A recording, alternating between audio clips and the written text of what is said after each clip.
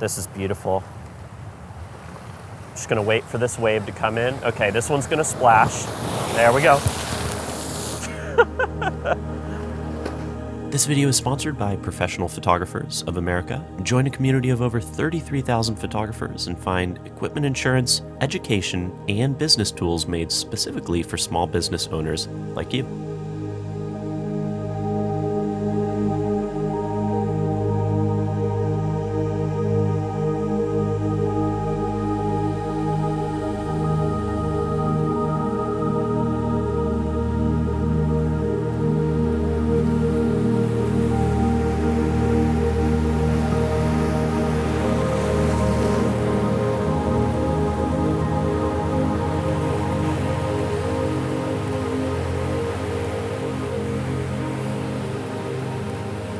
Just gorgeous in here.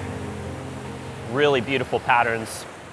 Well, hello everyone. Welcome to another landscape photography vlog. This time we're shooting seascapes here in San Diego, my hometown, and I've given myself a lot of time. We've got probably about an hour or so before sunset. I'm just gonna walk along the beach, see what interesting things we can find, and a benefit to today is we've got some really intense clouds, which doesn't happen that often here in San Diego, but October, November, December is usually when we do get some good clouds.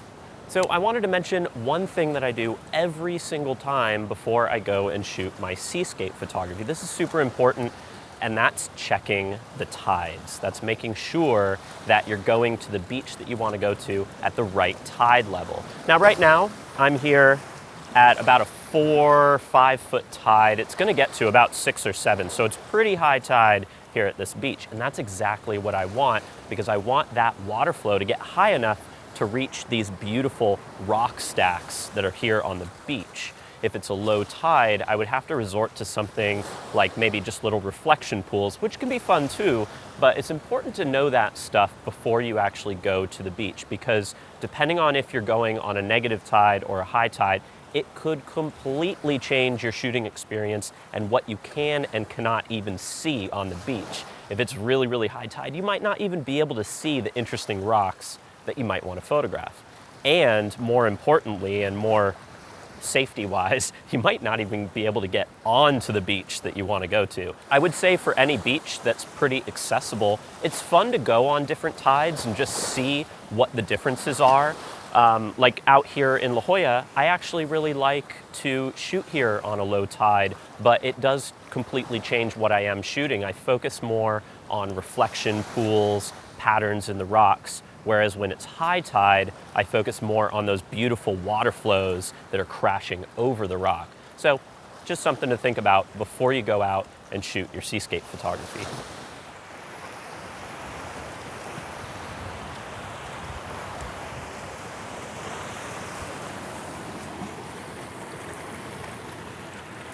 This little pattern right here is really cool.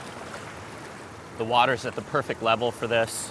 The water kind of pours over this shelf, creates these little waterfalls. Look at all of these really cool pools of water with the different edges, these textures. I want to find a way to maybe compose one of these with a wide angle lens.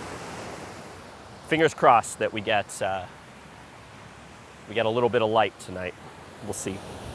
All right, you guys, so we've switched on over to the POV style as the light is getting pretty good, and it's a little easier to show you what I'm doing. So I'm using right now a magnetic ND64. I'm gonna throw that onto the camera. The reason I walked over here is I felt like there was a really nice balance. There's that singular rock that's right in the water. You've got the different shades of green down here in the rock, and then some warmer tones in the rock over here. And the light is just starting to pierce through the clouds on the horizon. You can see that bright orangey glow on the horizon matched with the really dark, moody blues up above, and I just love it. So, we're gonna try and compose this.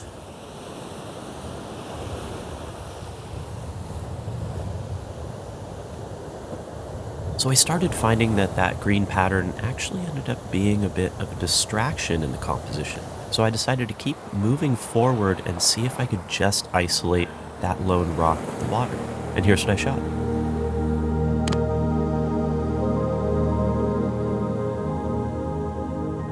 So to be honest, I wasn't a huge fan of the way this composition came out, and this ended up being almost more of a test shot than anything else. But I found that more often than not, I almost need an image like this as a warm-up. It's almost like you have to warm up your creativity. So I decided to hop off this ledge and head into the water where I could really isolate the rock and get some really nice water patterns with the wide-angle lens. All right, so I'm gonna try and get in the water a little bit. See if we can get this rock down here. Shooting scenes like this can be quite overwhelming, and it takes a lot of multitasking. You're watching out for your gear, and then for me, I also like to do multiple exposures with different shutter speeds so that I can potentially do exposure blending later on if needed.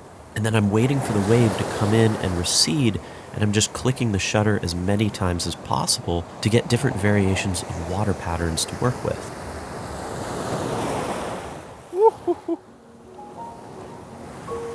Even though this was super chaotic, to my surprise, I got a frame that I really liked.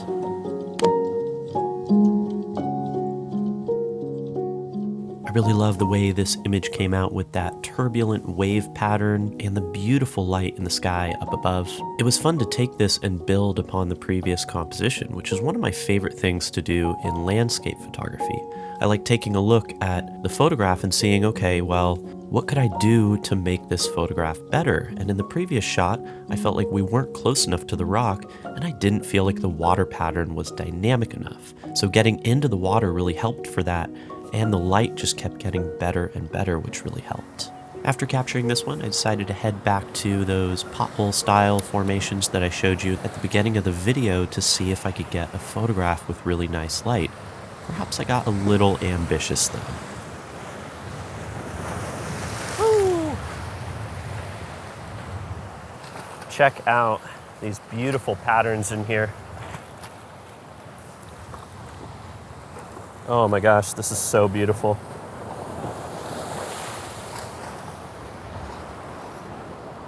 Look at that.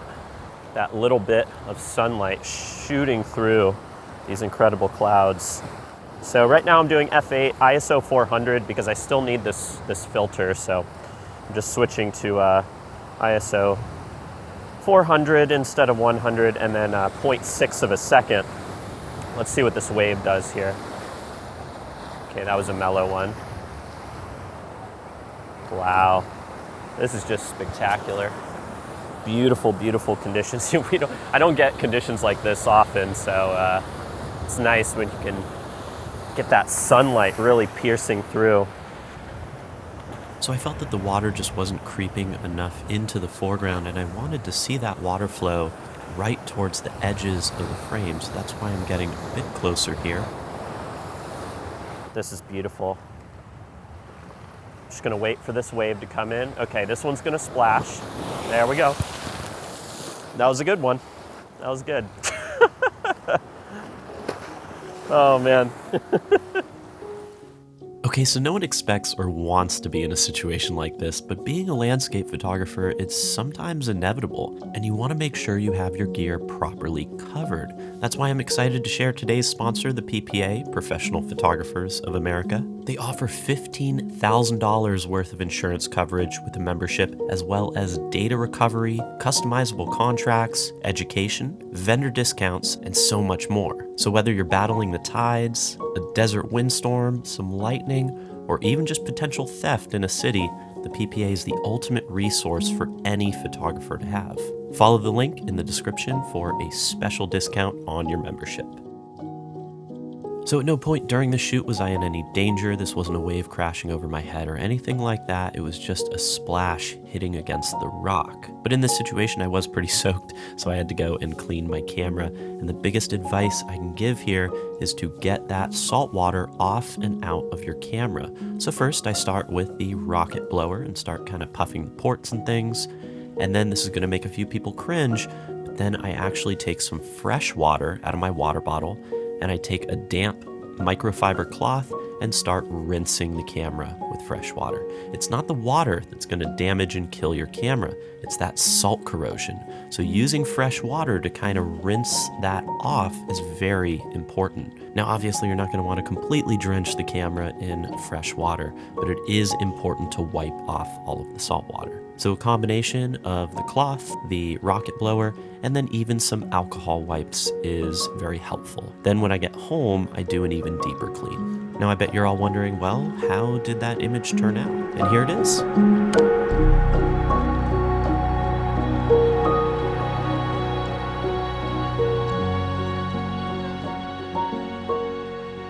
So this ended up being one of my favorite images from the shoot, and it was almost exactly what I pictured when I was describing these pools to you in the beginning of the video. I love the color contrast here and that vivid sunlight right on the horizon. Now I'm glad I ended up taking those darker exposures for the sun because I did end up using them for this exposure blend. And for this image, the cherry on top for me was that beautiful golden light that raked across the pools. So after cleaning my camera, unfortunately the GoPro did die for a portion of this shoot, so I had to stop filming for a little bit. Let me show you some of the images that I shot during this magnificent sunset.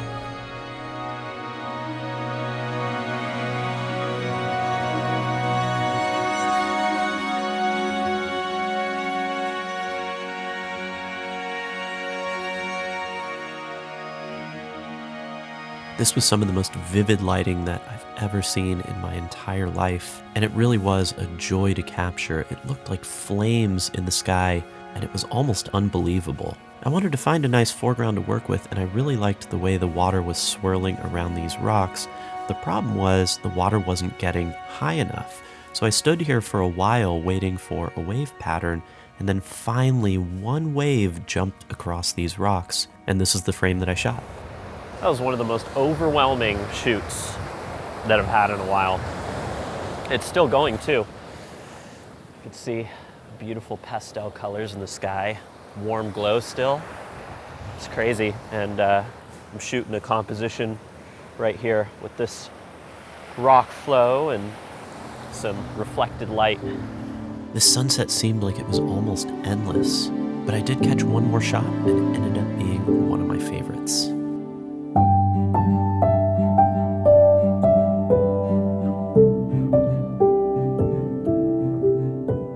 I love how the water motion almost created a vortex here, and that symmetry created by the water leading in from the bottom right and bottom left into the scene. Now this wasn't the most dramatic lighting we got during the shoot. Definitely those pink tones in the sky were a lot more vivid than this was, but I really liked the color contrast here, and I almost liked the lighting here more than the previous photos. As that ambient light dropped, the reflected light on the foreground got even more vivid. This image was a perfect balance of everything I was looking for and a great way to cap off this evening. I felt like I just saw 3 or 4 different sunsets all at once. I mean, it was just like non-stop. It's rare you see a sunset that good, especially here in, I mean, that was I'm pretty speechless on just how incredible that was. Oh my gosh. This incredible sunset inspired me to get back to this beach a few more times during that week, and here's a few more images that I shot during those different evenings.